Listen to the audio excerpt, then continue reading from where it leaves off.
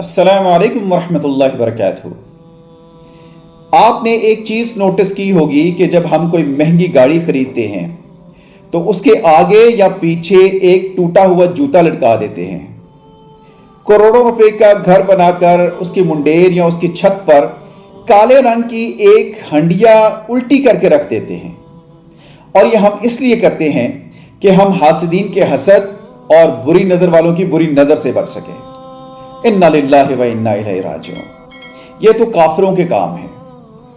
क्या दीने इस्लाम ने हमें कोई एक भी ऐसी चीज नहीं बताई कि जिस पर अमल करने से हम हासिदीन के हसद और बुरी नजर वालों की बुरी नजर से बच सकें?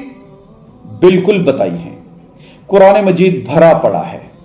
नबी मुकर्रम मोहम्मद रसूलुल्लाह सल्लल्लाहु अलैहि वसल्लम की बेशुमार अहादीस हैं, बेशुमार दुआएं हैं, बेशुमार अज़कार हैं कि जिनको करने से, जिनको पढ़ने से, जिन पर अमल करने से हम हासिदीन के हसद और बुरी नजर वालों की बुरी नजर से बच सकते हैं। लेकिन हमने तो ठान रखा है कि ना ही हमने कुरान की तरफ जाना है और ना ही नबी करीम सल्लल्लाहु अलैहि वसल्लम की बताई हुई तालीमात के ऊपर अमल करना है। देखें, जब तक हम अपने अंदर से ये कुफ्फार वाले अकायद नहीं निकाल देते, हम इन्हीं बदअकीदगियों में फंसे रहेंगे। अल्लाह रब्बुल इज्जत से दुआ है कि अल्लाह ताला हमें इन बदअकीदगियों से अपनी पनाह में रखे। आमीन।